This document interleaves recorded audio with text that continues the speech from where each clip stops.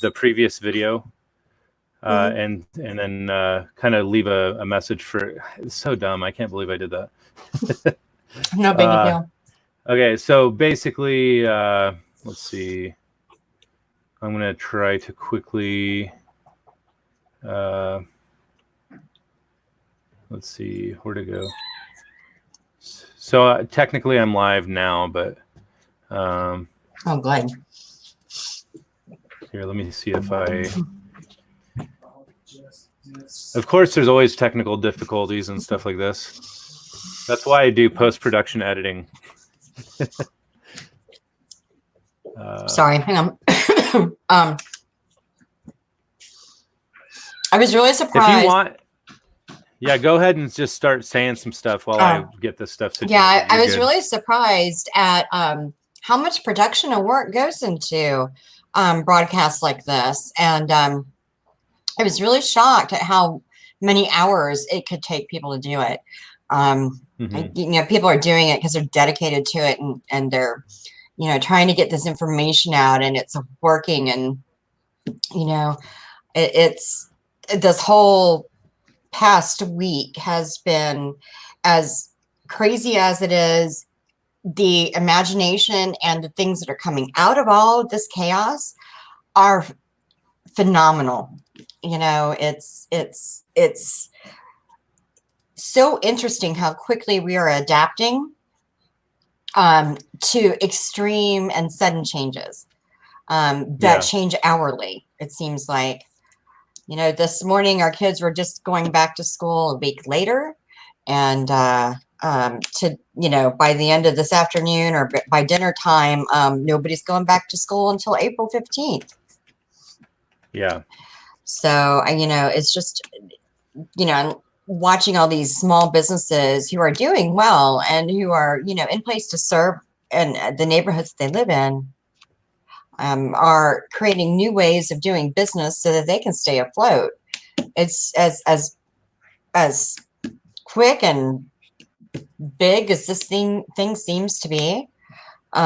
People are adapting really quick.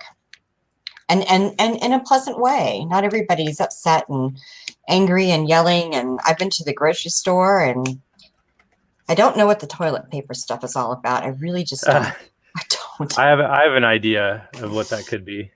Really, I would love to hear it. When my yeah. Anyways, my friends. I was gonna say, yeah, go for it. Sorry. My friends in Australia, you know, because this was a week ago for them, right? And they're running out of toilet paper, and I thought they were kidding. I thought they were full of it. Nope. I don't get it. What is your thought? Well, I mean, there's people that are, I mean, there's like doomsday preppers, and there's a ton of people getting stuff, and you know, I mean, we kind of were that way for a while, and we started saving a bunch of food and saving a bunch of different stuff. I mean, obviously, you know, lately I've kind of changed my view on things as far as like the direction that I'm going. I don't really care as much about like the doomsday type stuff because a lot of it is media hype that I can see, and I don't even focus on this reality as much as I used to. I focus on more so the spiritual side of things, like more so. So, well, and it's living with both of those things. I mean, you know, through the experience that I had, and where I started kind of picking up a more spiritual way to live, you know, and the things that I've gone through to get where I am now, or to my understanding, or the place where I'm comfortable with things. You know, it's a big process, and it's a lot. And, you know, people are getting things removed from their comfort zone so quickly nowadays. Yeah, you know, it's a good thing. It can be a really good thing. It can be a really fantastic thing. But also can be very overwhelming, you know. Yeah. Things. There's so many layers of things that need to come off of us before we can really be ourselves and be our true selves. And the lies we've been told, the lies we've been part of, the the things that we've done good, the things that we've done bad, the everything. We all have to come to an understanding of how we feel about ourselves after that. And this is ripping the Band-Aids off of lots of people really quick, and on all levels. It's wow. It's a lot, but a good thing. Yeah. Gosh, I real quick, I just wanted to, if anybody's watching this and you can see the chat, can you just let me know that you're there? I actually had a little technical difficulty trying to set up the other stream, and for some reason, I wasn't able to get the original stream address back, so I had to start a new one. I see that there's a few people here now. Okay. Just let me know if you're able to hear us, or and we'll kind of do a kind of a rollout of what it is we're trying to focus on here. So this is Amy, and we met through a near-death experience discussion forum on Facebook, and I'm part of a lot of those Facebook communities because I like to be connected to everybody. And it seems like there's a lot of people that are experiencers or people that have actually gone through some sort of either near-death experience, out-of-body experience, whatever the case may be. And it's almost like it's a community support group or something, because it's like a lot of people kind of reject people in their experiences and chalk it up to like a figment of their imagination or something. And so anyways, so the reason I was intrigued by Amy is she had a shared death experience. Now, this is something that is completely out of the ordinary as far as my research. I mean, I guess they're few and far between. There's a lot more than people realize, I guess. Because when I was talking to Evan Alexander, he was saying that there is quite a few, shared death experiences out there. But I think that I want to give you an opportunity to kind of share where you are, the story behind that. I mean, obviously you were at your mother's bedside. Yes. I'm sorry. I'm trying to find my face in this. Okay, there we are. Yeah, there you are. Oh, yeah. Now there's people that can see. Yeah. Brian sorry about just that. showed up. Yeah, there you go. Brian. Yeah, that's my brother, actually. Say hi, brother Brian. I'm just kidding. Nice to meet you. Well, good. Just starts with one, but yeah. All right. Yeah. So shared near-death experience. Do you want me to start at the beginning? Do you want? Yeah, just go back to help people understand exactly what it is that you. I mean, a lot of people don't even know what a shared near-death experience is. I had no idea. Yeah, I had no idea. And when I did finally hear the term and have an understanding of it, it was completely different than what I ever thought it would be, which is really the whole thing about this kind of stuff is, all of, there's so much right next to us, and we have so much ability, and we have so many opportunities to make a huge impact on things, and we just don't know it. We don't know that we have latent abilities. We don't know that, those final words from your loved one in a deathbed are, part of the process and a gift to people that are sitting there. And I didn't know any of that either. I'm an only child. I'm 52 years old. When I was 38, my mother, who had a stroke when I was in high school, started to decline in health. And I think around October of 2007, 2007, I left my job to care for her full time. I had a 7-year-old boy, Sam, and I was married. Mom ended up going through, it took her about 3 months, and she ended up passing away on December 26th, 2007. And so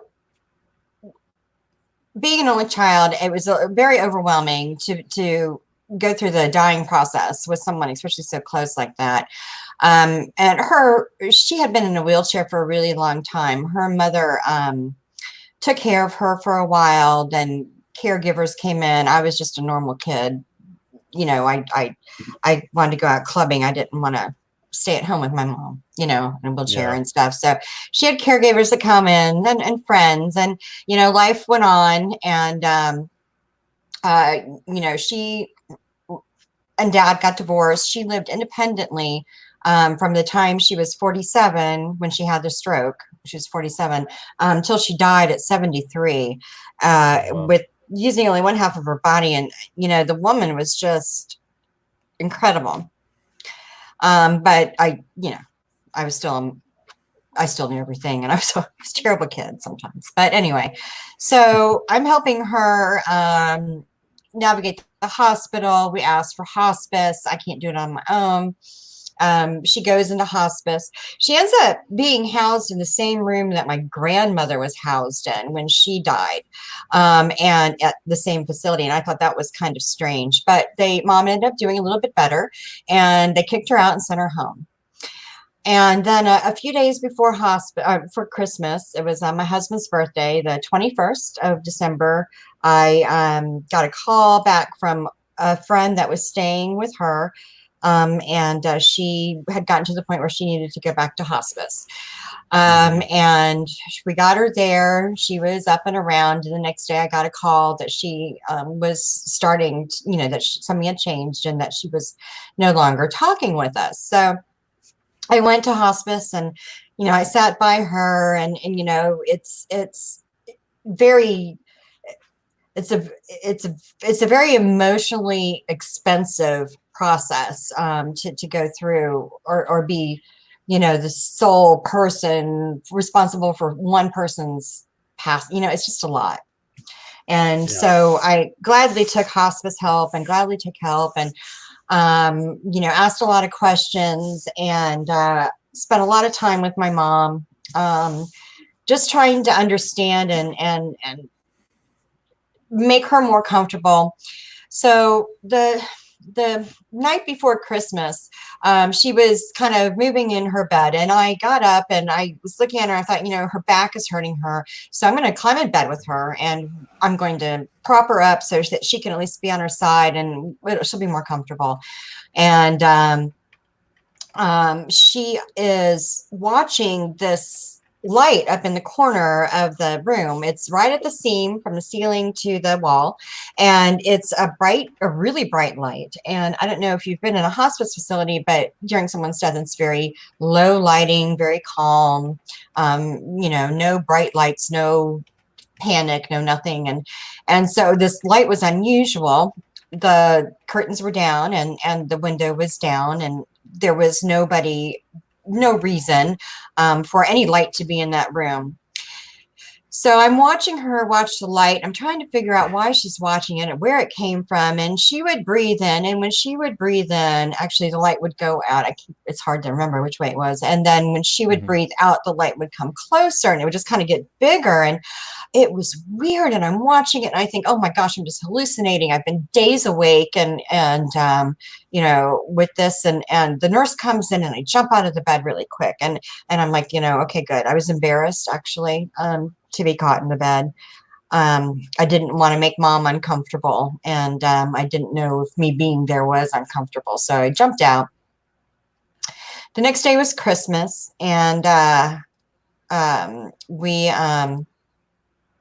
over there and spent pretty much all day with her. Sometime during that day, she woke up with her final words. I have to go back a little bit. When I was about 4, I fell from a jungle gym and my teeth went through my lips. And my dad picked me up and we went to the dentist right away. And I'm sitting in the chair and they're giving me the gas. And I remember floating up on the ceiling. I remember it plain as day, like it happened yesterday. And I remember how it felt. And I remember watching the dentist come back in and I quick jumped back down. And I never thought anything of it, except I remembered it. When I was about 6, I was at my grandmother's house, and she is from Adams, Wisconsin, or Friendship, Wisconsin. And so I'm in the backyard, and this is 1974 probably, and she's got some woods in the back, and I see this Indian. Oh, I love Native American people. Oh, everything about them. Mm. And there was this Indian, and he was walking, and right there. And I grabbed my little puppy because I thought that he was going to shoot his bow and arrow at my dog. We hid behind the burn barrel. And then when he left, I ran up to the house and Grandma said I was using my imagination to know what I was talking about. So, okay. So then my grandfather died. And the night that my grandfather died, we drove up, and my mom's also an only child, and she loved her dad very much. And when we got up there during the day, he had died in that house, and they put me in bed that night in my grandmother's bed, and on my grandfather's side. And I was 9, and I looked up, and he was there in the hallway, and he asked me to take care of Mom and Grandma, and I said I would. And there was a big light behind him, and that was it. And I never told my mom about it because she loved her daddy, and that was just, I didn't want her to cry. And I didn't want her to say I was crazy. So I just kept it to myself. Mm-hmm. So now we're going to go back to hospice, and I'm spending time with Mom, and all of a sudden she wakes up and she goes, "Oh, Amy, it's the most beautiful thing I've ever seen in my entire life. I'm home. I'm home."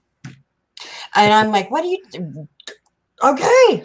I'm like, "Oh my gosh, this is it." I'm like, and then she starts talking about relatives that, normal relatives that she'd say, "Daddy," and she said, "Oh, there's Mother." And then she named, it kind of really sounded like Dorothy, like Auntie M, And so she was actually talking to others yes, while she was like not like with you. She like kind of she wasn't conscious, in other words, or she was just halfway conscious. Right. She was talking to me. She was having a conversation with me, but she was seeing up there.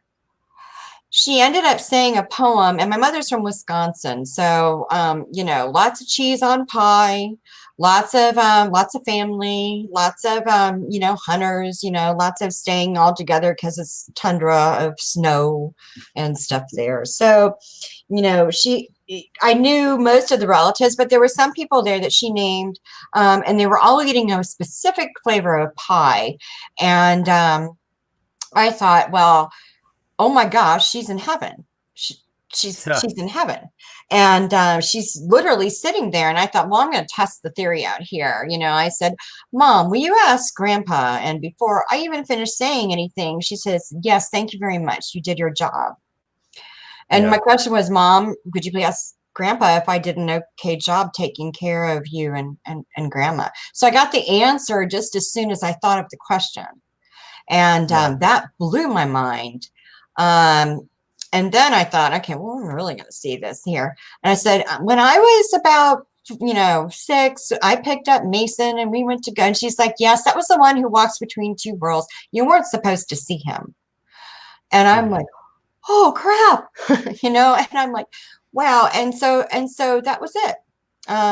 She told me, I told her to go inside the house, and she said hello to her family, answered my questions, and that was it, So now, we're into like the third and a half day, and we're getting down to final breaths, and when I had Sam, when I had my son, Mom told me, she said, to calm down a baby, or to get a baby to help calm down, and just what she did with me, if you hold the baby next to you and you breathe the way you want the baby to calm down, the baby will mimic your breath. And so the final day, Mom was having a hard time breathing. So I tested this breathing thing many times, and I know that it works. And so I laid down very close to her face, and I started breathing the way that, breathing, she'd stop her breath and then she'd, let go a little bit more. And so I would just continue to breathe through the whole thing until she was, done. And so, this is it. We're down to the final minutes, and she takes this breath and she blows it out, and it goes right through me, and it feels like I have dry ice on my spine, and I've never felt anything like it since then. I can't explain it at all, but there it is, and everything stopped. Everything stopped. And finally I caught my breath, and I let my breath back out, and she took one more breath, and that was it. And she was gone. And I was out of, I don't know how long I was gone out of this little situation. But the nurse was on the other side of the bed, and my husband is away across the room, and both of them managed to get over to me before I let a breath out. So it had to be several seconds at least. And it was profound. It was life-changing. It was I've never had, I've never had anything experience like that before. And wow, so that happened. And that took me a while to kind of process and start how to get out of the morning part of things, and take a breath. And so I never really thought much of it for probably about a good year and a half, and then it crept back up. Yeah. So basically you were just sitting by your mother's bedside as she was passing. That's extremely hard, first of all, because I can't imagine. I mean, I lost my mom, but the worst time I had to see her was when she was actually being ventilated. She had the ventilators in. She had just had a heart attack, and they resuscitated her. And when we came to visit, it was like a couple days later, and she was still on ventilators, I think. And I was like, what, 20, 25 or something, 24, 25, I don't know. But like when I saw her, I immediately started crying because I felt like, oh, I can't believe that my mom's in this situation. And she was pretty young. I mean, she was like barely in her 50s. And so, yeah, I got to, or when I saw her like that. So in other words, to literally be just like at her bedside, watching her pass or helping her pass, it's just unbelievable to me. And it is hard. And I'm so thankful. I'm so grateful. People think that, when they're gone, and, I knew that something happened. I knew that something did, and never thought ever for a million years that I would be someone that would be able to have this experience. And because of that, it got delayed. A lot of the knowledge, I guess they'll say, oh, it's just perfect the way it is. But this happens a lot, and it happened to you. I can feel, all the, it happened to you, and it happened in a different way. And it's common. Anytime you're sitting by the bedside with a loved one, and they wake up and they're having that conversation, it doesn't matter what they talk about, the penguins, or it doesn't really matter what. Their soul is in heaven. They're seeing what's in heaven. Their mouth is down here on earth. You're hearing, you got a direct passage right there. And that's been taken away. That knowledge has been taken away from us. And so therefore, we still have fear, and, we have a hard time letting go, have a hard time moving on with our life when those people disappear from it.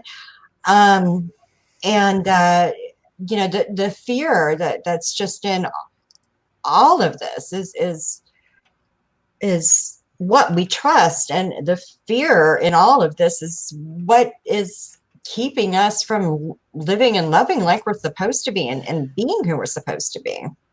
Yeah. So, yeah, we'll definitely get into kind of, I mean, there's a theme or a pattern in a lot of these near-death experiences and stuff that I hear. But like real quick, I've had a few people ask questions. Oh, sorry, I don't have my glasses on. No, it's all right. It says, well, YouTube Bobberette asked, have you ever seen a shadow person? Do you ever see like spiritual apparitions or anything like that? Maybe that's what they're asking. Yes, I do.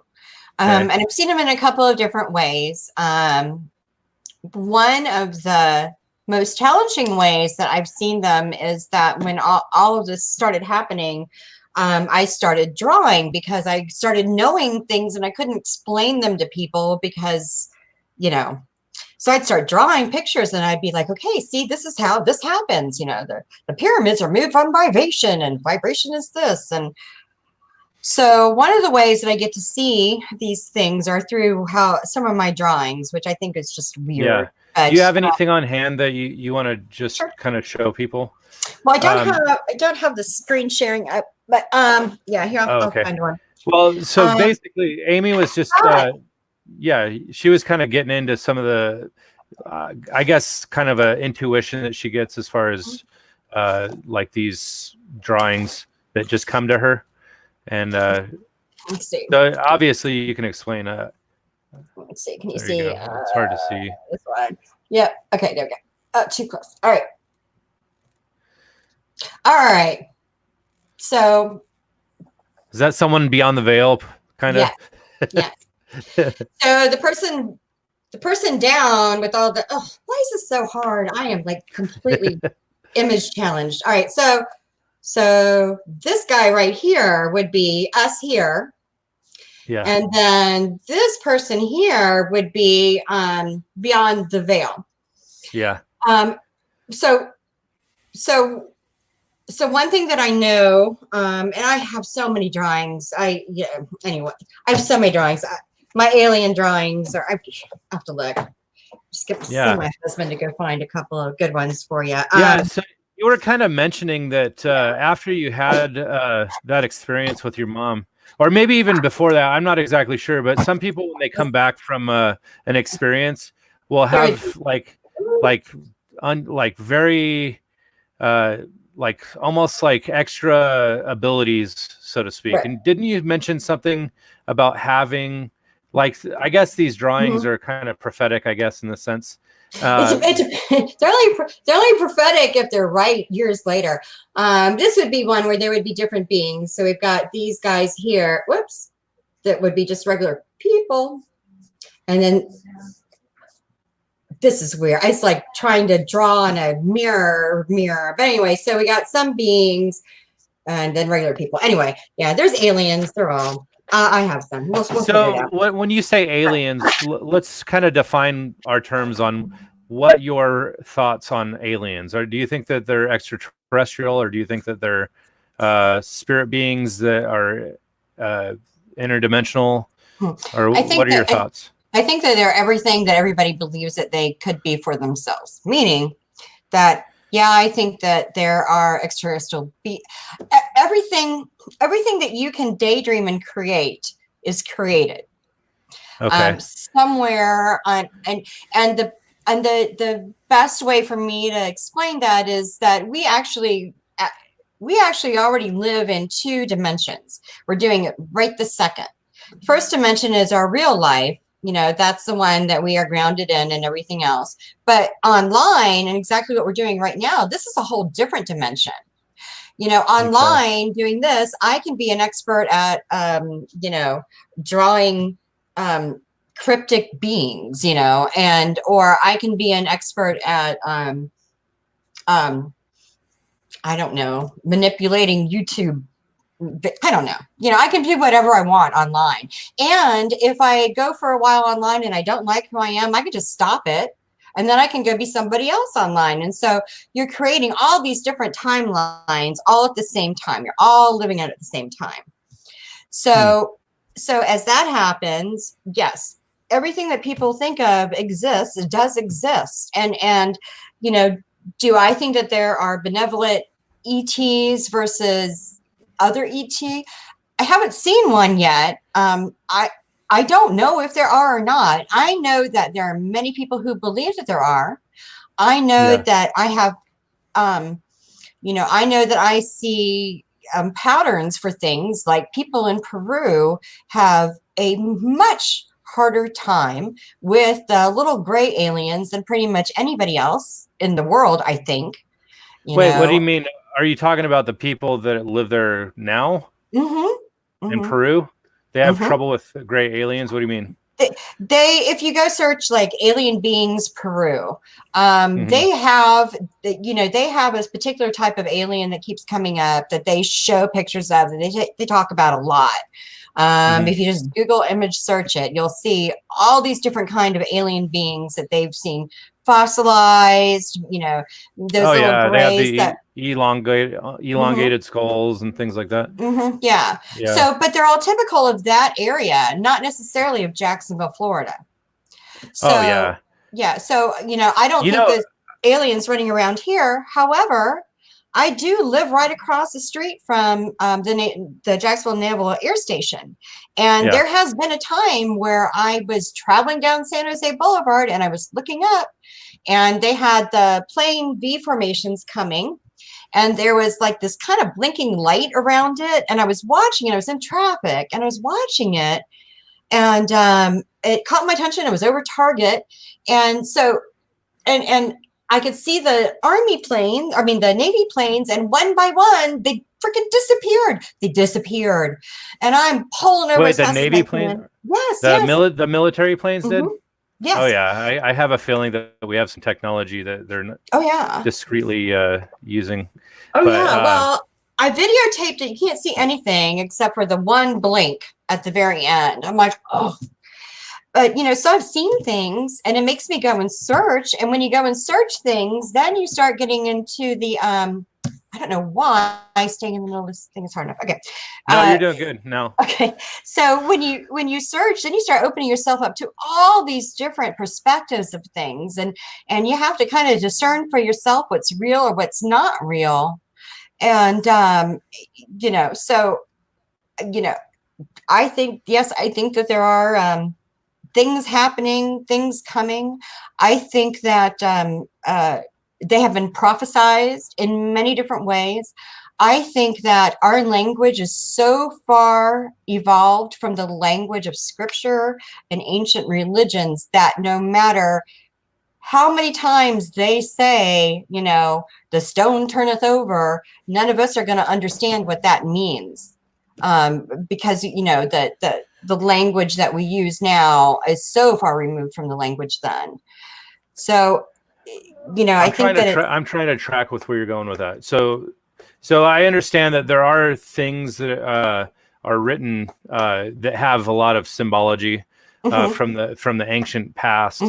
And in fact, that's a lot of the research I've been getting into lately is really just trying to understand the symbology and the metaphors that are kind of written in mythology and things like that. In fact, I'm going to shout out to my brother because he had I don't know, Brian, say hello. Anyways, he was kind of the reason that I got started in a lot of this, because he wrote a book that was kind of shining light on the links between ancient mythology, and then a lot of these historians of old actually analyze these stories of mythology to be actual stories that were just embellished. And so like the stories of giants and the stories of gods that descended from the heavens and things like that.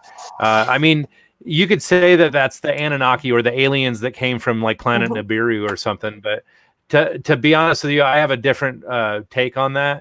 I think that there are entities that are spiritual, and I honestly think this realm is something that is. I mean, it's what we see from our vantage point, but there's a lot more that is beyond this realm, and you're right, and you know, it's the filters that we have, and then the conditioning of the filters that are around us that we don't even realize condition our viewpoints. A good example of that would be yesterday. I had no idea what COVID-19 was. Yesterday, I was panicking about the coronavirus, right? Yes. Coronavirus, oh my gosh. Today, no coronavirus names. Now it's COVID-19, and all of us know what that means. All of us know what COVID-19 was. Yesterday, the word was coronavirus. a lot of the guys that are I've been associating with are into the Mandela effect, and that's one of those things that's going to be like a trigger word for them, is that anything that changes is like a Mandela effect or something. But anyways, but that's okay. But that's okay, because that's creation and moving forward. It's always okay that it becomes something else. Every day we wake up, we become something else. Every moment we become something else. We are always becoming something else. Always, always, always. And so that's okay. But pretty soon that will roll over, and that won't be anything or any part of us. And all the good things that happened out of it, all the businesses becoming creative and how they're going to get money, how people are wanting or choosing to treat their neighbors in the store instead of being angry, being helpful and kind, which I've been seeing a lot of this past couple of days. People not being negative about what's happening. Probably we have no idea what's happening, to us. We don't know what tomorrow is going to look at. Hell, yesterday we were just upset about the coronavirus. So, so it's all about how we work with it. And there are forces at work here, and there are because people say that there are, and there are because people want there to be, and they participate in it. This is something that we were kind of talking about earlier, but we were talking about, like, there's dark forces and light forces, and I kind of look at this reality like we are here. And again, from my worldview and my spiritual perspective, I feel like, God is trying to cut through the darkness to reach into our hearts with love, and we're supposed to turn our eyes to God, and this whole thing about repentance is really just transformation that comes from a lot of these interactions that we have with God. So, like, the thing about near-death experiences is I feel like they're transformative experiences, and that's exactly what everybody always talks about, is that when they have this interaction with God, their life completely transforms. And so, like, as far as your experience, and again, so you never died, but you actually got to watch your mom cross over. I got God zapped, and I never, ever, ever, ever, ever would have thought for a second, that anything like that was real or possible, but it is. Yeah. And I know if it happened to me, it happened to you, and it happened to, other people, and you can start seeing it in other people. You can hear it in their voice. You just know.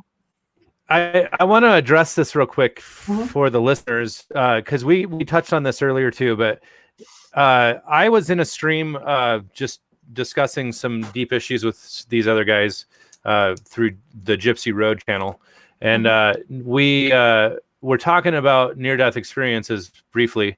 They're not into the concept of near-death experiences as much as I am, but this guy there, his name was Joey.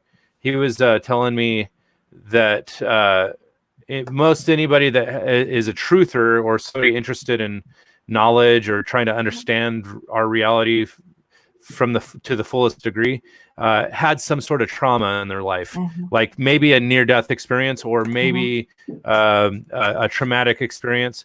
And I didn't even think about it that way, but he was like saying, Charlie, your desire to seek truth, and you must have had some sort of near-death experience. And I'm like, I never had a near-death experience. And he's like, are you sure? And I'm like, well, I mean, if you want to say that I came close, I could have died if, like when I was 5, I got attacked by a dog. Like I got mauled by a dog. It like, I don't know if you can see on my lip, but it literally almost bit my lip off. And my other dog that was connected to the fence by the leash. My brother can elaborate on this too, because he was part of that whole story. But basically, we were walking through this abandoned field that was next to our house, and we kind of jumped over this old rickety like barbed wire fence that had fallen down. It was like an old rancher prairie area, and anyways, our dog had escaped from our house, and its leash actually got stuck on the barbed wire.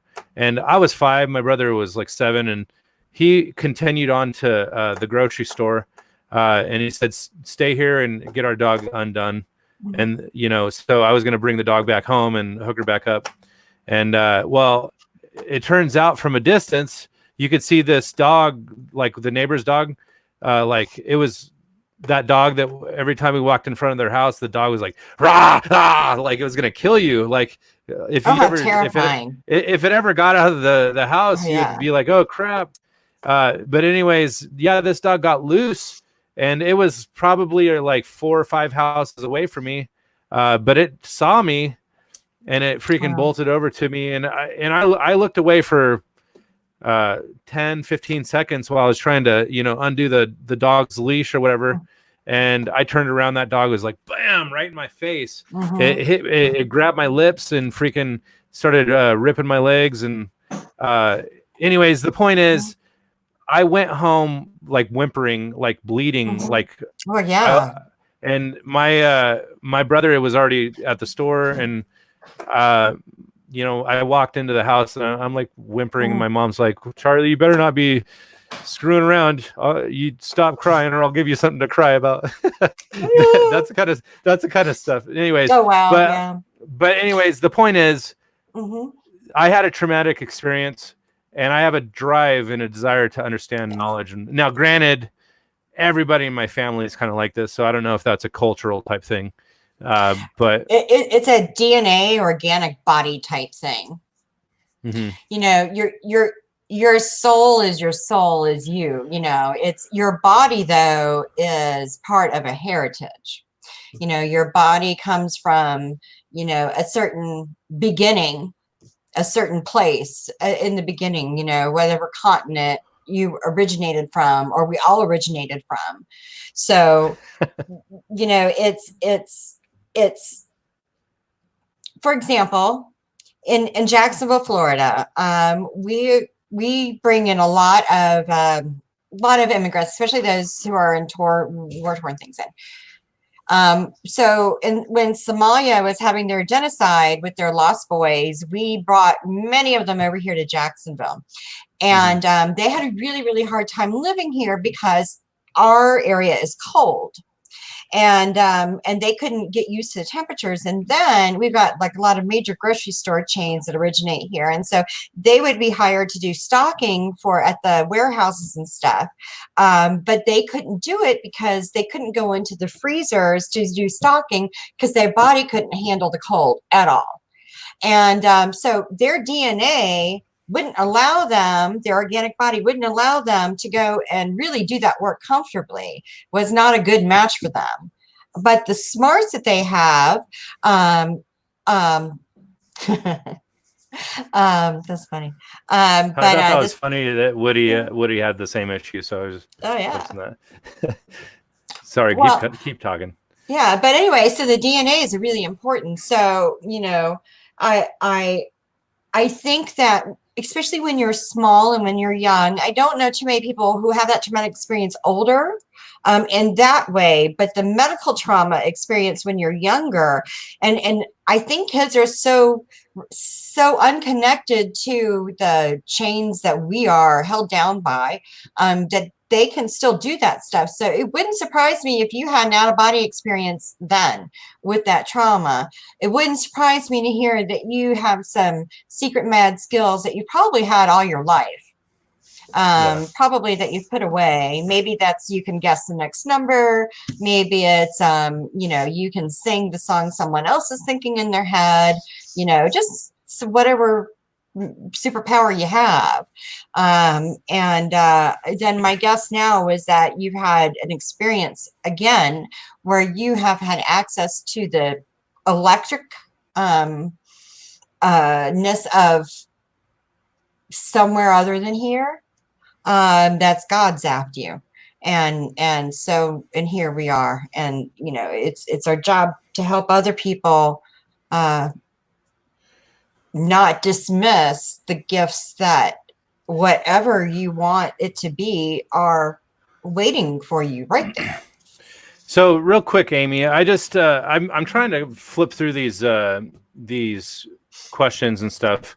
And I don't want to let anybody, let their questions get away. But, one of the things that kind of popped up, and by the way, everybody, I am working on trying to understand this live streaming thing better, because I have not used.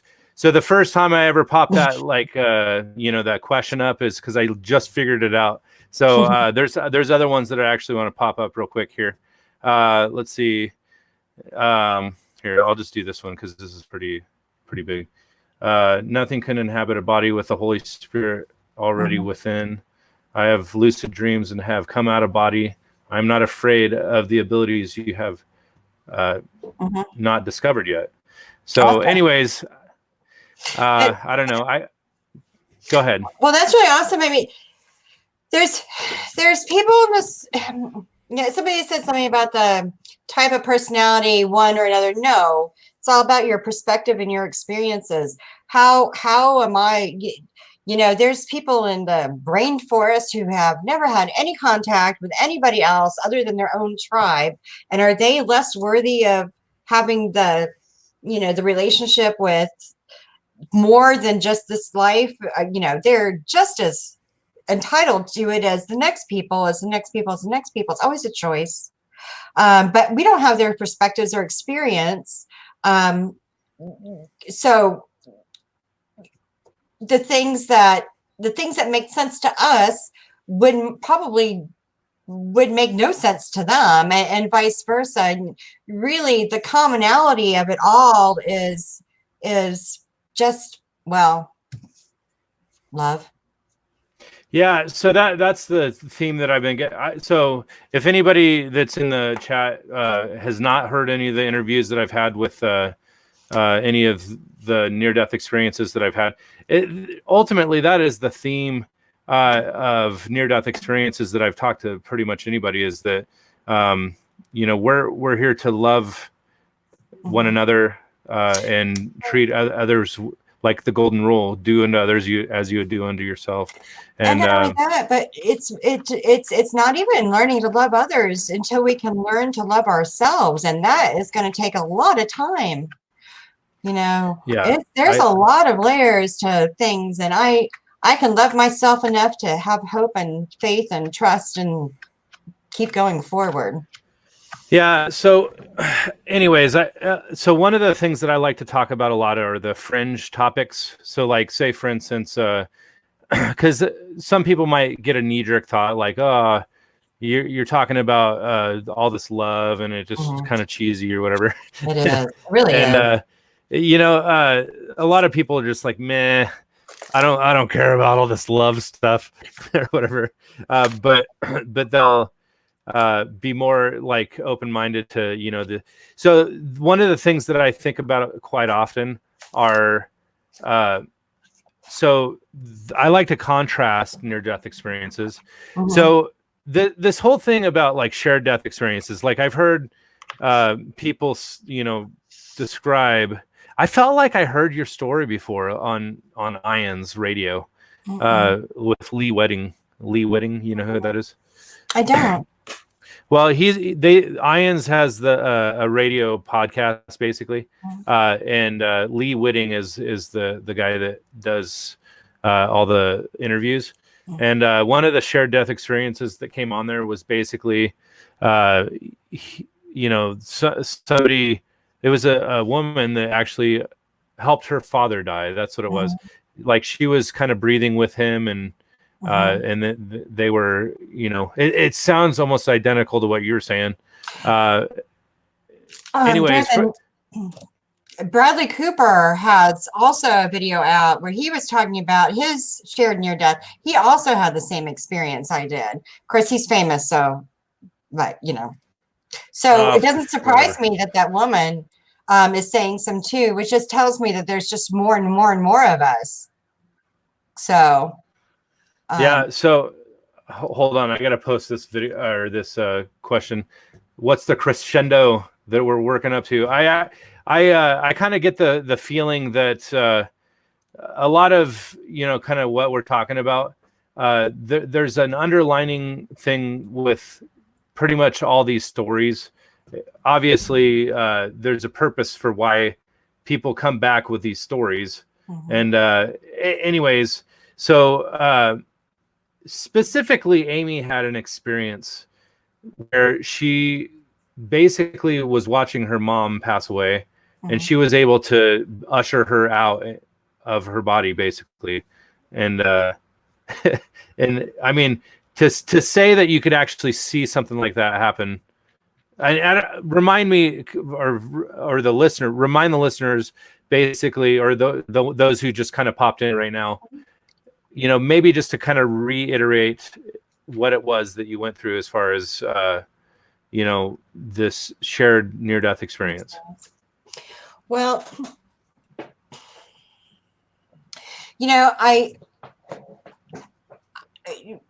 happened. Okay. So it happened, and I, it's so funny with Tool playing in the background, right? That's your Tool, right, Charlie? What's that? That's your Tool that we're listening to, right? No, I don't. It must be you. Wow. Okay. I have no idea why Tool would be playing on. Do you hear it at all? No, I think it's just on your end. Real quick, Gypsy Road says, one day before my dad died, he saw he was floating above his bed and saw his parents, which is crazy. But he did. But yeah, I believe him 100%. You know why? Because he says he did. And if you look at the view from the dying, you can look at the scientific and say, oh, the brain gets flooded with this, or you can look at the spiritual and say God is doing this, or you can look at the none of it and say, oh, it's just this. It's whatever. To him, he was absolutely doing that. So he was. So regardless of what we think it was, to him, that was that. And we trust that him enough to believe that for him. We hope that that's true. I want that to be true for everybody. Yeah. So Amy, we kind of come from two different philosophies, I think, like based on just the little bit of conversation that we've had. And I don't like to be contentious necessarily, but I'm very skeptical in a lot of ways. And to be quite honest, I don't like debating with people. I just like to exchange, information and contrast. And, so for me, there's a lot of implications for these different stories that are coming back. Now, granted, I was raised into this way of thinking as far as, and let me just preface right now that every person is going to approach their reality from their own bias. And if you think that your bias is more accurate or more correct than someone else's, I honestly, I think that the ones that think that they are absolutely right are the ones that are probably less willing to look at truth for what it is. Because I think in a lot of ways we are limited on our ability to understand things on an individual level. I think that there is aspects of like, the collective mind, like we have to share our experiences so that we can understand it from a bird's eye view better. So like when you have a puzzle or something, you have like different pieces of the puzzle, and when you're approaching a puzzle with 1,000 pieces or whatever, you're gonna look for patterns. You're gonna see like patterns of, like, say there's a landscape or something. You see like rolling hills, and you see a blue sky, and you see like flowers, and then you start piecing like these things you start getting little piles of the yellow colors, the piles of the green colors, and then you get the edges, and then you get the corners, and then you start building a little template of what you think it could be, just based on the experiences that you have. Now, there's some people that have experiences where they get a bigger glimpse, which is what I consider the near-death experience. Now, granted, that's where I'm like, okay, well, if there's so many different near-death experiences that are having, like, say one guy is having an experience saying, I had a hell experience. Hell is real, or whatever, and the next guy says, no, hell is really just an experience that you create in your own mind or whatever. And or you led a horrible life, and you end up but then I start see, these are the topics that kind of make me look at reality. Like, I need to really analyze the fine details of all this stuff, because the implications are great, in my opinion. And there's so many of them. It's really overwhelming, and again, really easy to get kicked down a rabbit hole trying to find the answers to just even one of the simple questions, because they're not simple answers, and they should be. And then many times they are the very simple answer, but it takes you so many ways to have to get to that simple answer. It's when you start finally trusting yourself to know that, okay, I don't need to validate this anymore for myself. At this point, I'm good. I know that I can move forward. It's like I went through menopause, and I gained a bunch of weight, and I'm good now with it. I gave away all my size 6 clothes. Yeah. That was really hard, because I don't think I'll ever be a size 6 again. And that's the person who I thought I was, not the person I am now. And I was miserable being it. So I had to always account for my role and how I feel about things. But, you have so many experiences. They're all unique on their own. Some of them sound like yours. Some of them give you, oh, thank you. I appreciate that. I appreciate that a lot. I thought you would like to say that, because it is, a lot of these experiences are ineffable. I always hear people say, you literally cannot put into human words an expression of like what people experience. So I just thought I'd point that out. Oh yeah, and yeah, you can't. And sometimes when people talk too much like I do, it gets annoying after a while, and then it's all their experience, and it's hard to catch up. I can't give you my perspective. I can't give you my whatever, but I can say my story with the emotion that I feel because of it. And then maybe you can feel, what I'm saying is true, or what I'm saying is out of respect for whatever I'm saying. And that's what you have to trust. So there's a million perspectives. Nobody dies the same way twice. Nobody, nobody. It's your own individual. That's it. So, and they're all correct, and they're all not yours, except for yours. But together. So, I want to contrast real quick for those who are listening too. So I brought up the analogy of that movie Contact. I don't know if anybody's ever seen the movie Contact, but with Jodie Foster, she was like a researcher that was looking for like some radio frequency that was coming from space, and she discovered this frequency that had some sort of underwritten like blueprint or something of this wormhole space shuttle or something like that, and basically. So the thing that I'm trying to point out with this is when she actually went through this wormhole, she went to this galaxy where everything was like Technicolor and beautiful, and she was walking down this beach, and then she could see this like spiritual apparition that was manifesting into her dad. And so the interesting thing to me is that sounded a lot like a near-death experience from what I've heard, because in a lot of ways, like it tapped into her brain and said, "Oh, we're just trying to relate with you on a level that you understand." And exactly, and you know, these movies get and these concepts get over and over and over and over rehashed over and over and over and over again. You know, just the War of the Worlds. Let's see, it was a book, and then it became a then it became a contagion, and you know, everybody started freaking out because of it. Then it became a movie. Then it became some television shows. Then it got rewritten in a different setting, but the same theory. You know, so there's now 1,000 different versions of the same movie. You know, or the same experience, War of the Worlds. You know, everybody understands what the alien from Aliens looks like. You know, and all of us should have some type of you know, feeling of home, whether we receive that from you know the heartbeat of the universe, hearing that, or seeing you know, seeing a picture of people waiting for you on the other side of heaven. It's the feeling that drives you. It's the feeling that drives you to find the answers. You know on the inside that you aren't wrong about something. You might be wrong about how it is shown or how it is perceived or what it looks like in your world, but you know it's there.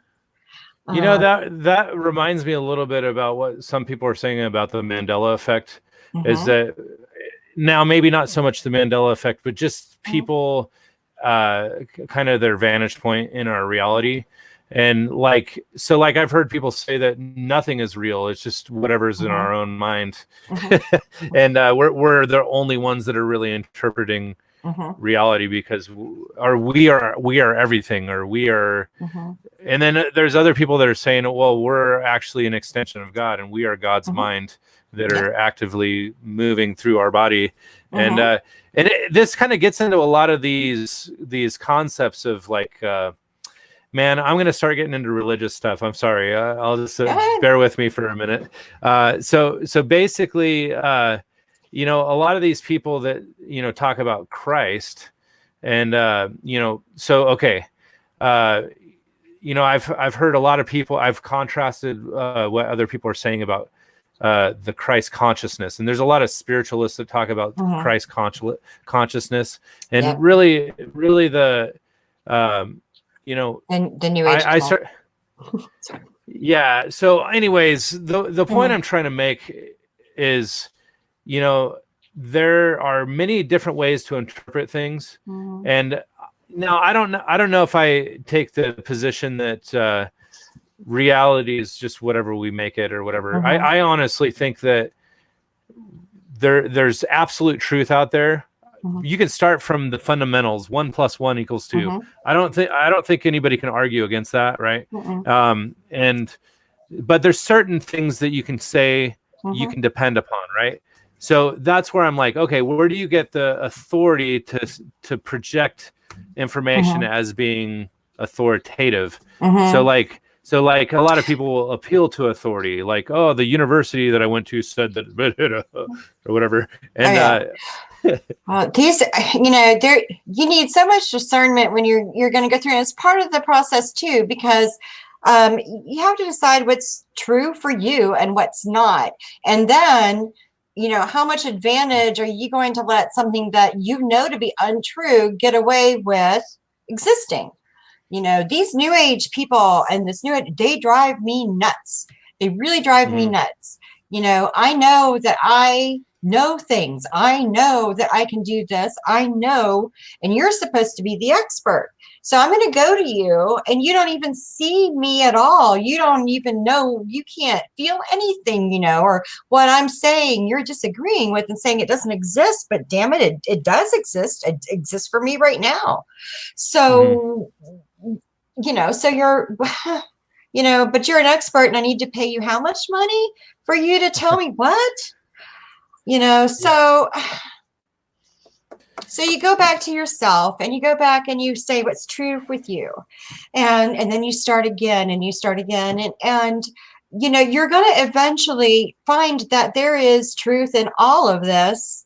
You know, every single aspect that you can think of is a decision whether you believe it's true or not. And if it is, then you put it in this pile. And if it's not, you put it in this pile. And then you kind of add on, and you'll start seeing them mixing together. And pretty soon the more out of the weirdness things that start coming to you, because they do.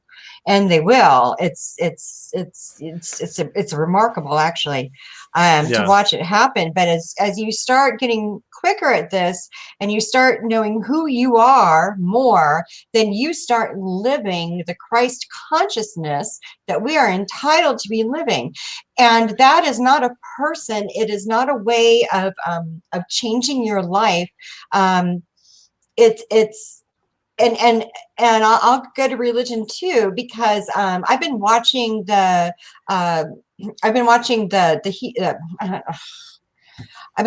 Jewish people for a couple of years, about 2 years now, because people are returning to Israel. Their prophecies, their prophecies are, you know, what they're talking about is coming true. Now there's another, but it's never in the way that we think. And so I started paying attention. The Messiah is not a person. The Messiah is a way of life. You know what's funny about that? And a lot of, I think I've lost subscribers over having these conversations, because you know, there's some people that are just so avidly like, oh, the inerrancy of the Bible, basically meaning that there's no you know, but there's so many different interpretations of the Bible. You have different you know, Jehovah's Witnesses are going to say something completely different than what the Orthodox Christians are saying. And so the point is, and it not, you know, even breaking away from religion, I think that you could say the same thing for science. I mean, there's the Orthodox science is saying something completely different than just some dude that freaking is researching from his house or whatever. Exactly. And you know, today, here's how this plays out in my world. So my husband's showing me this picture, and or videotape, I think I sent it to you, and it's a NASA videotape, and it's of this object that's coming in. And it's this circle, and it's got this cross in it, and he's going, it's Ezekiel's wheel, and I'm going, it's a what? Now, I grew up Catholic, and I left the Catholic Church with some emphasis, because they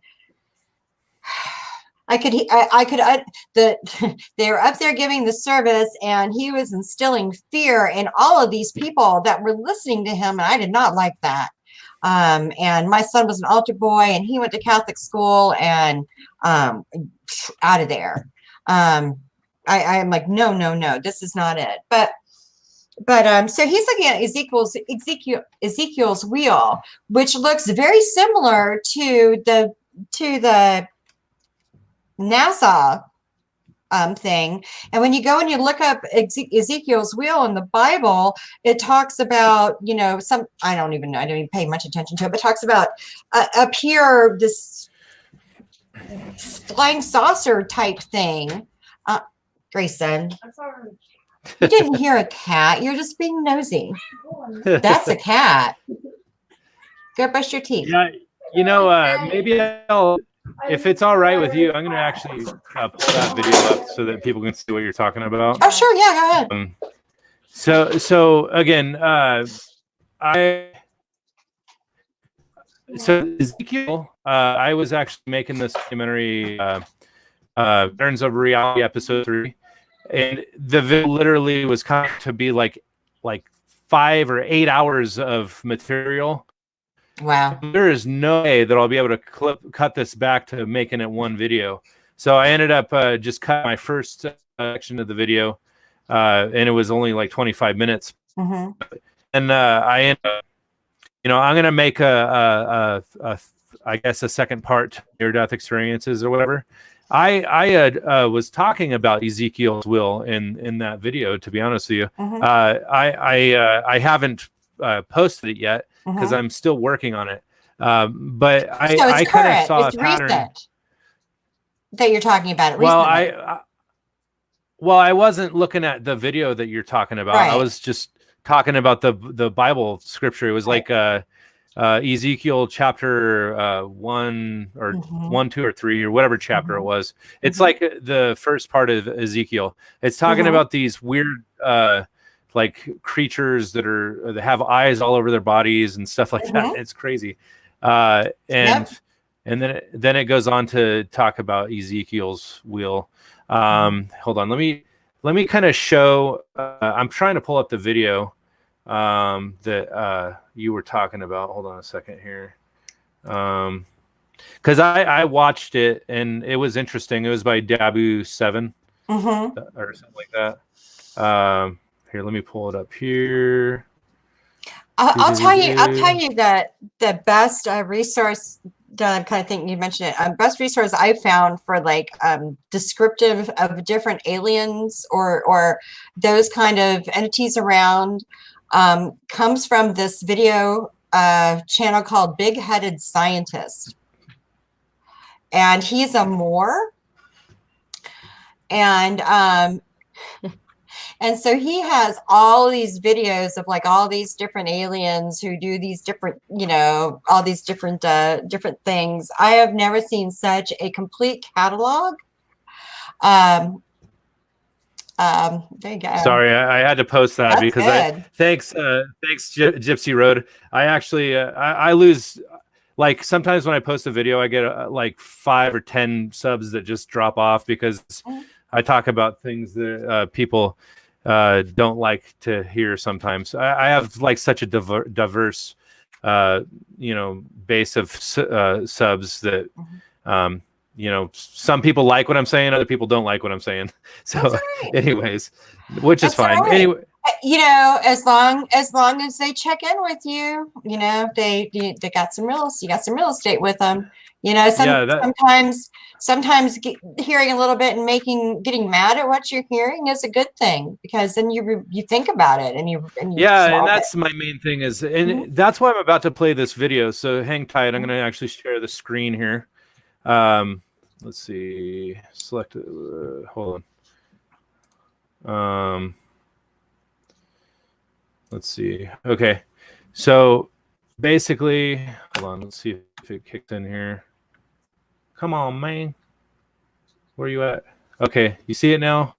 Let's see. Do you see the video that you sent me? Yeah. Okay. I'm about to play it so that everybody can see what it is here. Okay, good. Yeah. And it's important to point out that little round thing, and I'm pointing at the screen, you can't see me, but that's Earth. That in that line that goes down, that's Earth right there. Well, yeah. Yeah, they're saying that this is Earth, and then this is like, okay, so just watch the video, he'll explain it. Come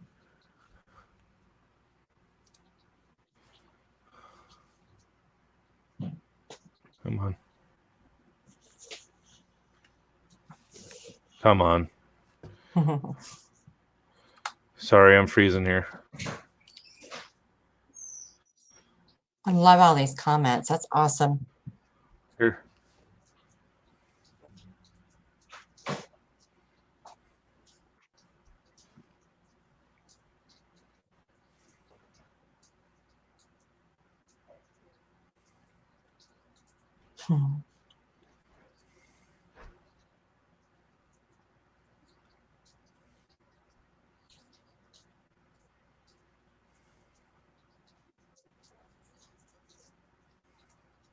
I think I figured out that I have Tola playing music on YouTube in my background. So here, let me flip back here. All right, I'm back. So for those who have not seen that video, It shows like some weird like wheel looking thing, some anomaly that's floating through space or whatever. And I don't know, it almost appears to be some sort of like infrared or some sort of off the spectrum type image. And well, my husband said he went and he found the camera that they referenced, that they found the whole thing through. So he's gone through and tried to figure out what it was like. I found it interesting because the shape that it is, and I'll have to look at it when I have time to look through it. But there's another YouTuber who, he doesn't talk, he doesn't say anything, he just plays, he just like animates. It's like a video game. I think I think the whole premise is a video game, but he's been showing that symbol a lot lately too.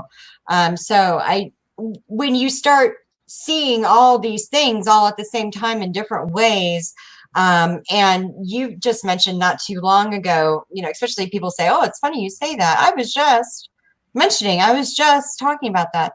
Well, if like you were just talking about it, I was just talking about it, somebody else is just talking about it. Well, that right there is the unity consciousness, or the everybody, the stream of consciousness that the Christ, the instructions from Christ consciousness, the messages, all of that stuff filters through to us. Through that stream. And it reminds me, in the movie Finding Dory, it's getting old.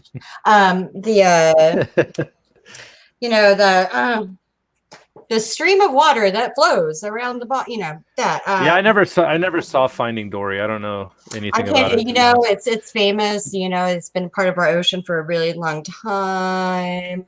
I'm sorry, I didn't mean to confuse you, but anyway, so so when a lot of people all hear the same word, or they start all thinking about the same thing in their own different way, in their own unique perspective, that usually is because people are putting or they're getting thoughts, or they're coming up with ideas about those topics or those subjects.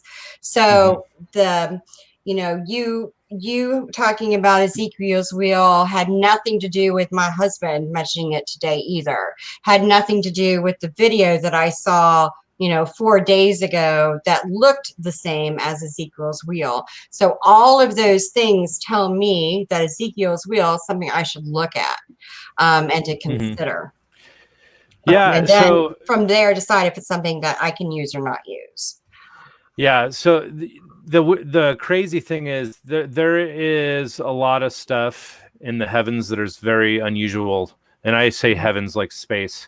And my brother will hate me if I gravitate into this direction here. So basically, I just think that there's nothing in reality as we know it that really presents like its actual reality. When it comes to how do I get into this topic? So I'm trying to think of so my perspective is the powers that be is kind of are basically trying to pull the wool over our eyes in whatever way they can, and everything is about a narrative or control. And so like this whole thing with the media hype of the coronavirus, and obviously this is very appropriate for what we're going through now, because for anybody that's listening in the chat, put kind of the area that you're listening from, and maybe like how much they're hyping the coronavirus where you're at, because I'm in Idaho.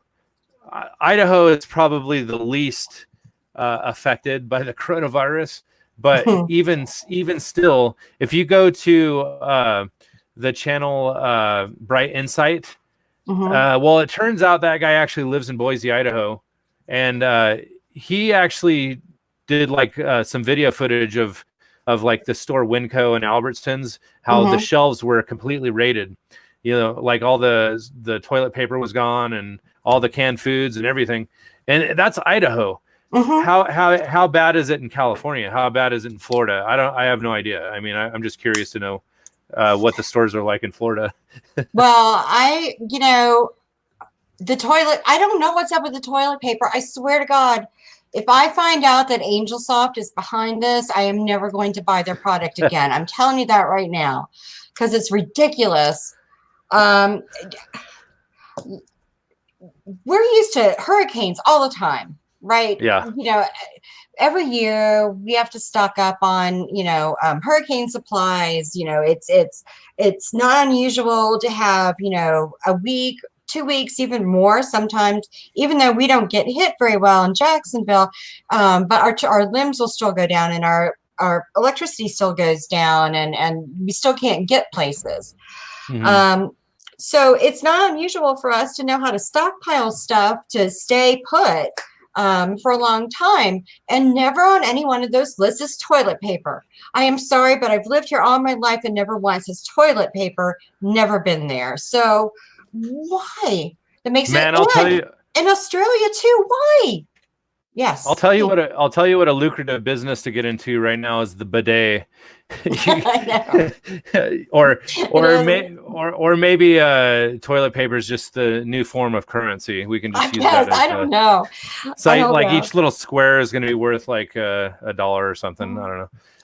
But yesterday I realized, they keep our spring break was last week for school, and I have a 20-year-old, and he works and he does his own thing, and then I have a 10-year-old who's in fourth grade, and so I'm still doing the soccer mom thing with him, and they were on spring break last week, and then all this started, and now we're out of school this week too, and that's fine. And the school that my kid goes to is a Waldorf school, and they don't like electronics in the classroom. So Duval County school system is running around crazy trying to get their students into an online school system.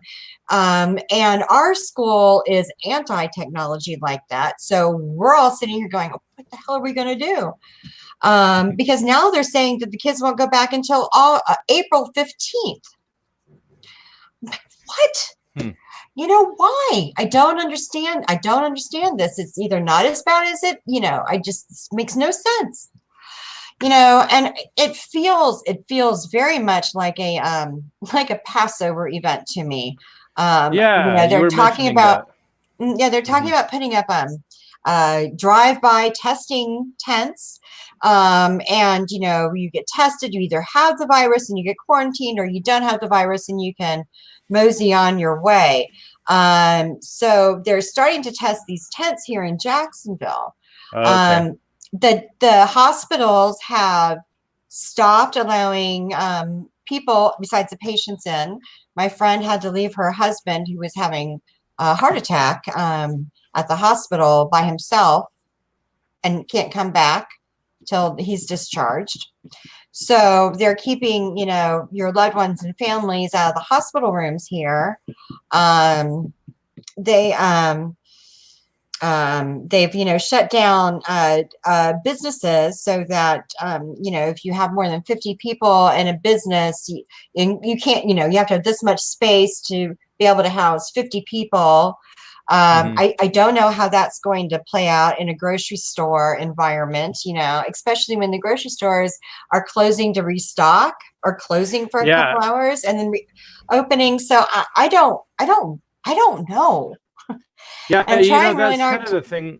That's kind of the thing that I'm noticing is that really the pandemic that's happening with the illness. I mean, I think that a lot of it's bad. I think that like in Italy, it's really bad. And a lot of places in Europe are really bad. And the reality is, in China, it's just like we don't have it near as bad as what's going on over there. Right. But the thing that I'm noticing that is becoming the real problem is the panicking, or the people that are completely just like falling into this state of fear, that they are afraid what might happen if they don't have a stockpile of food or toilet paper or whatever. And they end up running to the store and buying whatever's on the shelf. Yeah, the stores can't even stockpile, can't even go to the distribution centers to recoup whatever. The distribution centers are running out of stuff. So what's gonna it's just gonna keep getting worse and worse as people continue to live in fear. And I think that's what the media has done. I think that the media 100%. Has caused this. I mean, it's one thing to inform people, but I honestly think the way they spin it is they're trying to really gauge how malleable people are in their somebody's asking if we can change the subject. I know obviously everybody's talking about coronavirus, but well, to say something really quick about it, I think it's really important that when we go out, that we understand that everybody else is upset about it. And, I have a bigger view, and if you have a bigger view of things, you have a bigger responsibility with what you do with that. So when you go out in public and you know that people are upset, if it's me, and I do this all the time, I'm going to go stand next to the most upset person I see and be as nice as I can to them. Because when that person's experience changes, my experience gets better. I can let everybody freak out, about the kids. I'm sitting here going, oh my gosh, how am I going to feed everybody? And then I thought to myself, holy crap, I have been so wanting to change my kids' eating habit for the past 2 years that I will gladly take this coronavirus, and he has to eat what I have because I can't go to this grocery store and get pizza all the time. So so instead of thinking what my child doesn't have, which is what I felt back in 2008 when we had all this other money issues going on, now, after all this perspective and what's important and how I want to live my life, not in fear of what they're trying to make us in fear of. I don't want my kids to follow this fear, so I'm going to make it that, I'm going to teach my kids how to eat better. Yeah. The funny thing is, God help me. If you really just stop walking in fear, and the thing about that is there's I haven't really looked into this very deeply per se, but I feel like I've heard a lot of people say that these entities that are in control of our reality, otherwise maybe known as demonic forces or dark forces of darkness or whatever, that they kind of thrive off of that fear. And that fear energy, or that energetic frequency. Think of how much money AngelSoft has made just this week alone. Oh my gosh. What a windfall for the toilet paper company. Seriously. If we think that big corporations are demonic, look, they're, that they are taking all the money and they're inducing fear. AngelSoft. So, okay, I'm going to have a stream on Sunday because I wanted to talk more about this coronavirus thing and the links between Bill Gates and how the vaccinations that are coming out and all that. Honestly, I want to kind of change the direction of the conversation a little bit, because a lot of the people that are jumping on the stream are interested in the shared death experience concept, near-death experiences, or the afterlife and things like that. Mainly, I just want to kind of focus on, honestly, okay, so one of the most important topics to me as far as near-death experiences is I'm trying to understand the implications of knowing the truth or not. And now there's a lot of people that say you have your own truth, I have my own truth, and whatever. But I take the position that truth is truth, and it just depends on the filter of belief that you have. So say for instance, there's philosophical perspective that kind of shift how you view reality. So what is your ultimate direction on, like, what are you trying to accomplish in your understanding of reality? I guess what's your filter of philosophy that you might say helps you interpret reality for what it is? Does that make any sense? Yeah, it does. That's a really good question. It's a really good Because I could totally give you my answer on that, but again, I don't want to dominate the conversation on that. Well, I would like to hear your answer. That's it. Yeah, because I'd like to. Yeah. Okay, so culturally speaking, everybody kind of develops, kind of a basis for how they filter information. Okay. So I liken it to like lens, like you have a lens that you view things through, and it brings clarity, right? You can see things more clearly. Now, sometimes when you don't wear glasses and you're like, I can see fine or whatever, but then when you actually get a new prescription, you're like, holy crap, that's way more clear. I had no idea. I had no idea it was that clear. So really, you don't know what you don't know until you know. So really, that's what I'm trying to say, is that people need to investigate outside of their box, because in some ways they might start seeing things differently than they would have seen from their own biased perspective. Now my brother who's listening might look at me and say, well, what the heck, man? Are you trying to say that we don't filter everything through the biblical Christian perspective? And I'm like, well, I kind of look at like everything like it's a big pie. Like you have truth, which is all of this pie, and each slice represents just a section of truth. And I believe Christianity has a section of the pie. And I think that some people coming from another perspective, like Eastern philosophy or whatever, might have another perspective that might have a little piece of that pie. Now, the one thing that a lot of people don't account for is the deception pie. I think that everybody has a little bit of the deception pie too, or the lies pie, you might say. And the reason I want to point that out to people is because, people kind of approach life kind of willy-nilly. They're just like, my culture has brought me up to this point, and I think that, I think I have all the information I need to, interpret reality. But I've kind of taken everything back to the point where I'm like, honestly, the more I understand, the less I know, kind of thing.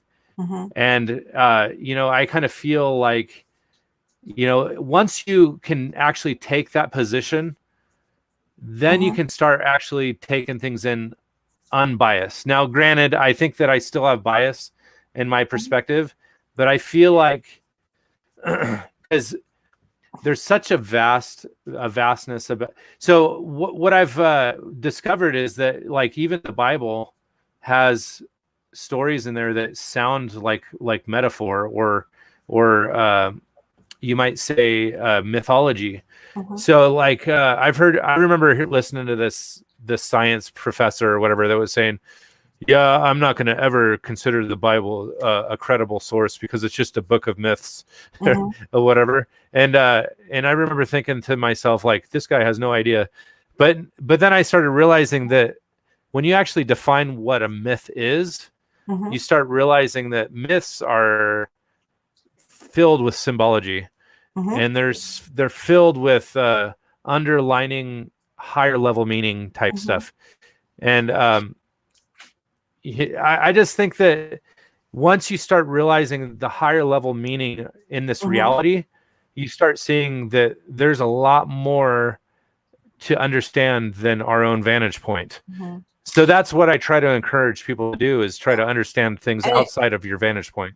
And it's really overwhelming sometimes. It can be really overwhelming because sometimes when you are really able to take a step back and just watch things unfold and not have an opinion about what you're seeing until it's finished, until you're done with it, it can be really overwhelming. And so it's, my filter always is, Well, first of all, I'm always open to know that how I feel about something today could change tomorrow when I have more information or I have, more knowledge about it. Um, it's okay for me to think no, no, no, as long as if I give myself the room to remain open to a possible yes down the road, because somebody else is going to be a possible yes. And if I want to be able to communicate with them, I have to consider that what their advantage is what they hold most dear, which it is. I mean, this whole process is deciding for yourself what feels good and what feels bad, what you agree with and what you don't. Um, you know the I have a friend that does these metaphysical talks and drives me nuts because he sits there and he says things and he gets paid big bucks for it. And I know everything that he knows. I was just telling the guy at the grocery store exactly what he's saying right now. And he gets paid $100 and I don't, and so really my perspective is jealousy at that point, not rather belief as he's saying something that he knows is true, or I know what he's saying is true because that's true for me. It ends up being a jealousy. Mm-hmm. It is. I wanted to point out experience, and you're going to go back to reincarnation, and the lines of reincarnation say, you will experience everything, all aspects of whatever life lesson. If you experience what it is to be a thief, you have to experience what it's like to be stolen from. How can you forgive a thief if you haven't been forgiven? It's all a balance, and so real quick, I want to address this point real quick from acoustic lucidity. Also, what if God? I know that's pretty cool. Yeah. What if God split himself into everything we know and into everything we see? What if all we are is part within, or a part of God? What if everything we experience is simply for experience? Now, I'm just find out that the book of Revelation in the Bible talks about this metaphor, so to speak, of Jesus is the cornerstone, and that we will all be given white stones, and that it'll be built into the temple, or it'll be built into the New Jerusalem. And the thing that I'm trying to point out with that seems like an interesting pattern is that if Jesus was the cornerstone and he's representing himself as a stone, and he's representing us as a stone also, and we are all built into the same building or the same temple or the same New Jerusalem. It kind of makes me think that maybe this metaphor is trying to point out that we are a temple that has the capacity to allow God to, be housed within that temple, so to speak. So, exactly, that's what I was saying about your DNA holding a different whatever. It's exactly that, for that reason, to hold your soul from wherever, we're the genome project, it goes through and it's mapping everybody's DNA back to origination, right? We still have this disconnect. We have Aboriginal people, indigenous people, the ones, the Kiwi, every continent has its own indigenous tribe. And then on top of that, you have these other tribes of Israel, which are not indigenous. I don't know I haven't quite figured that one out, but so they're everybody's right. And you can get back to the blood thing, are you AB negative or A negative or O positive or O negative, and people with O negative, don't have the rhesus monkey gene and everybody else does, and this is evolution, and all of these different aspects are describing the one truth. Yeah. So experience it, go through it. If it's right, it's right. If it's not, you'll say, no, that's not it either, and keep going. Yeah. So just real quick, we've been on the stream for about an hour and 40 minutes. not counting the time that we were having technical difficulties. Well, that's awesome. I could talk about this stuff forever. I could too, and you know, I'm sure a lot of these guys would just sit here for hours, just BSing with each other back and forth. But you know, as far, you know, just trying to kind of approach this from an aspect of how we can kind of, you know, just kind of level off and just say this is really the gist of everything in our discussion here, and you know. I'll just give you a little piece of my mind real quick, and I'll give you the kind of some closing thoughts, and then we'll wrap up. But you know, the way I look at it is we are given opportunities to, like, I mean, I believe in free will. I believe that we're here to, you know, just live out our life and do the things that we can do, and we're going to do whatever we do, and ultimately.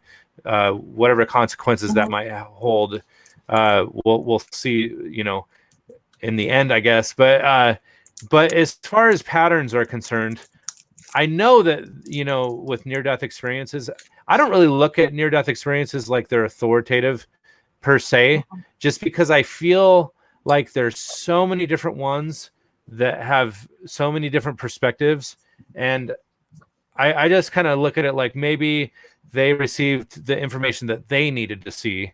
Exactly. And it was for them. It wasn't necessarily for me or something like that. But when I start seeing it like a collective, like when I start seeing it like from a collective perspective, like a bird's eye view, like when you're like high up on a mountain, you can see a lot more from that vantage point. And but if you're inside of a house, you're not going to see what everybody sees from the top of that mountain. Right. So I think that, you know, when it comes to reality, I think that when you start seeing patterns, you start seeing that, you know, there's substance to it, but you can't just take everything at face value. You kind of have to assess. You have to assess things. You have to eat the meat. You have to spit out the bones. And there's things that are. But there's other people on the other side of the spectrum that are dumping the baby out with the bathwater. Like if it doesn't meet their perspective, they're just going to dump it out.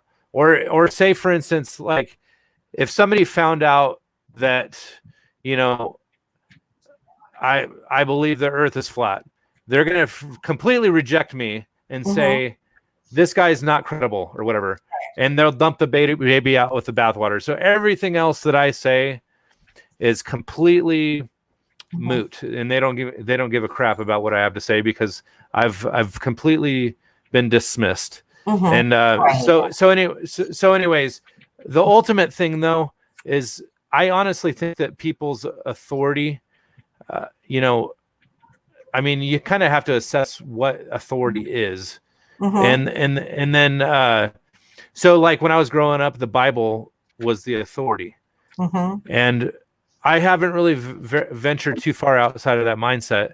I just think that more so now that people don't really understand how to interpret it correctly. So I agree with you wholeheartedly on that. Yeah. Which is part of the reason why religion is so.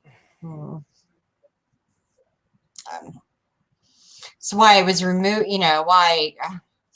You know, somewhere along the way, somebody decided that they could make better decisions for us than we could for ourselves.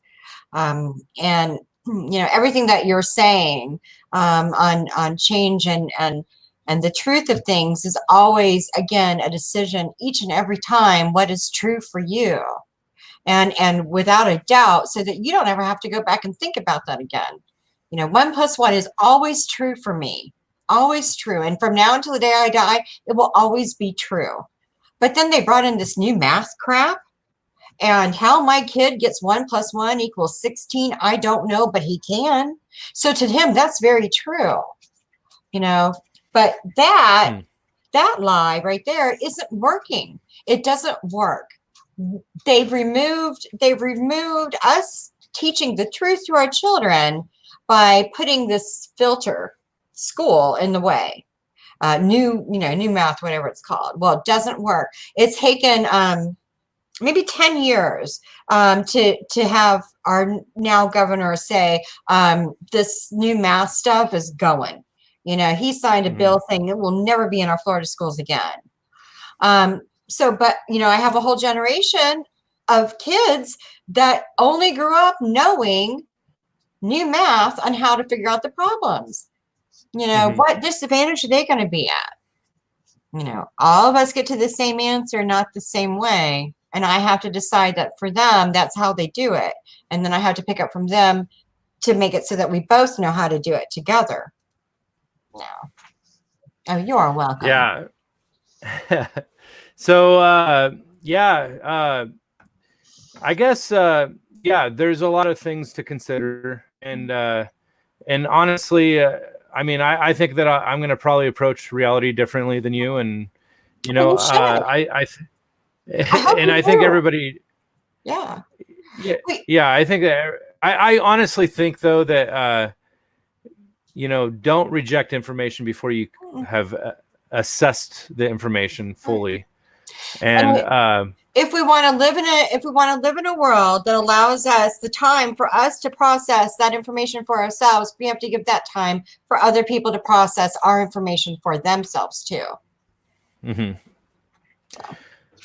Yeah. So is there any last thoughts that you have? And we'll probably have to end the stream. No, I talk way too much. Probably. I so appreciate. I had a really good time, and I really appreciate comments. I've done shows before, but I don't ever get to see the comments come back, and I really appreciate that a lot.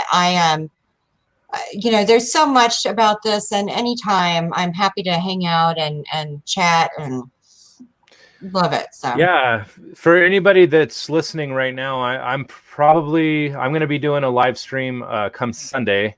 So I guess, Amy, if you want to check in on Sunday, you can be part of the comments. And really, actually, what I do is I'm going to let people on to kind of, you know, give their thoughts to. I invited somebody just randomly just came on, and this guy from his name's Seth. He came. He called me from the Netherlands. And so it was pretty cool that we just sat there and talked for like an hour. And honestly, I was just you know, interested to hear what other people's thoughts are. And really, that's what my Sunday stream is going to be. Just you know, trying to connect with the community and talking about some of the deeper issues in general. And it looks like you're building a new community too, and that's so exciting. And I wish you so much luck with all of this. You're heading in the right direction. I'm really, you know, all these people are paying attention. It's really cool. Life is going to get so fun for all of us really soon. We're going to have fun. I think life is really shifting right now. We're actually living out a historical event right now that we're going to look back at and say, oh my gosh, we lived during that time or whatever. And we're going to look at from the big picture, looking down, going, look at what we did. So yeah. Well, thank you. Good night, everybody. Thank you so much. Yeah. So Amy, have an awesome night, and everybody else that's listening.